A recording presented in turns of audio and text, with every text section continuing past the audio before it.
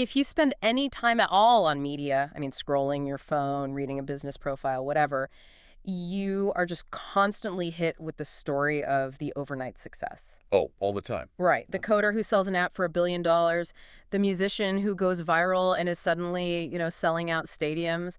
It's this really intoxicating narrative. It is, and that seductive idea, that belief in sort of instant glory, is exactly what we're digging into today. We're taking the sources you shared and really putting this myth under a microscope. So what's the mission here? The mission is to look at the brutal gap between that media story and the actual grueling reality of success, whether it's in business, content, Hollywood, and to distill the mindset you actually need. Okay, let's do it. Because the core finding, and it's across every single source, is just undeniable. What we call overnight success is almost always a result of a long, totally invisible period of work. Completely invisible, years of just grinding away in obscurity. And the public, we only ever see that one final triumphant moment. That brings us to the first big lie, then, the timeline. Exactly, the timeline deception. If we're looking for the single biggest statistical lie in professional life, it's the clock. Most of these so-called overnight successes took over 10 years. A decade. A decade, sometimes much longer.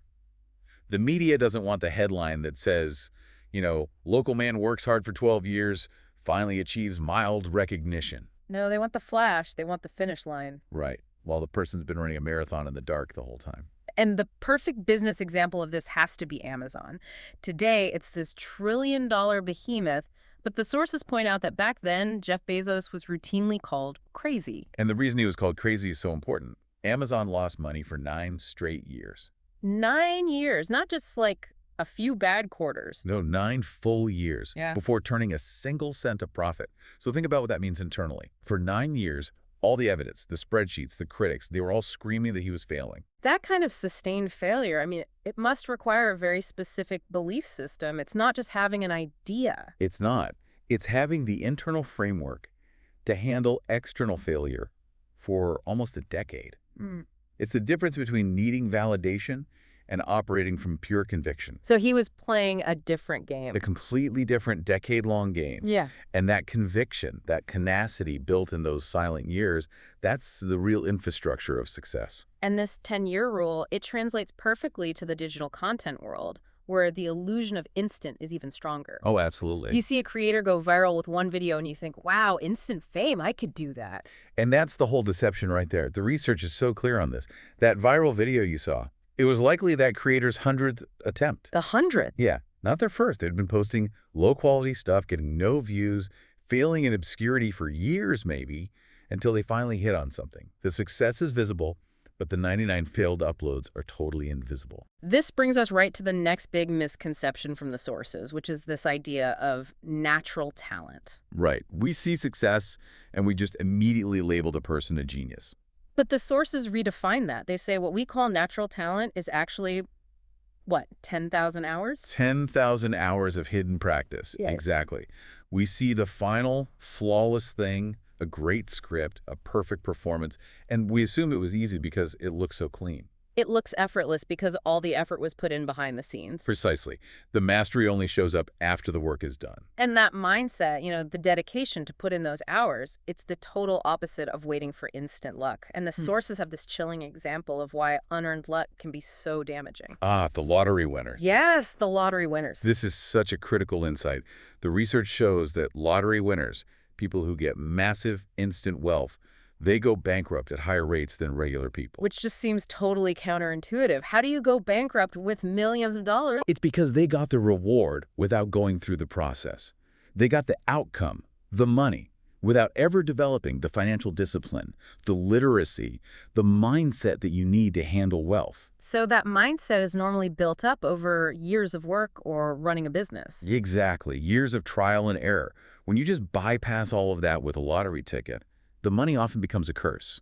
It's not a blessing. So the struggle isn't just a barrier to the goal. It's actually the training program that builds the skills to handle the goal once you get there. That's the perfect way to put it.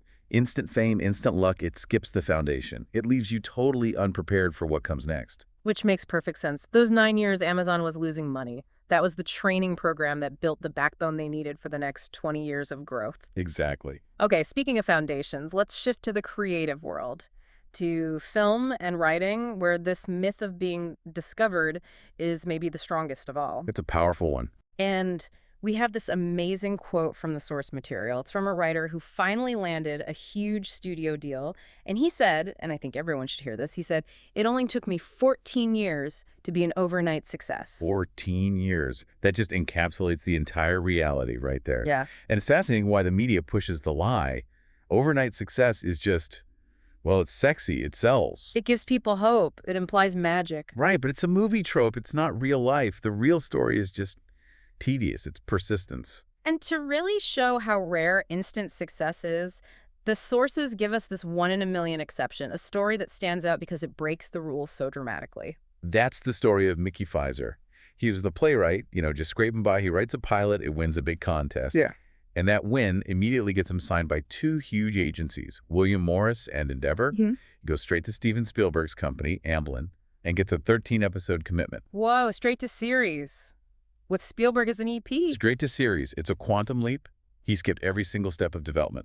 That's the dream everyone is chasing. It is, but the reason we even tell that story is because it's so rare. It stands out against the thousands of others who put in their 14 years. It's a statistical anomaly that just proves the rule. Okay, but let's look at another finding from the sources that's a bit counterintuitive. That sometimes having incredible talent can actually work against you. This is maybe the most important part for managing expectations. The sources say that people who were told their whole lives they were brilliant, a prodigy, they come to a place like Hollywood thinking doors will just open in, under a year. And when they don't. They get frustrated, incredibly frustrated. And surprisingly, they give up more often than the people who were always used to the grind. So the person who had to fight for everything has more resilience than the supposed genius. What is it that they have that the genius lacks when they face that rejection? Patience. And a different relationship with failure. For the person told they're brilliant, failure feels like a personal attack. It shatters their identity.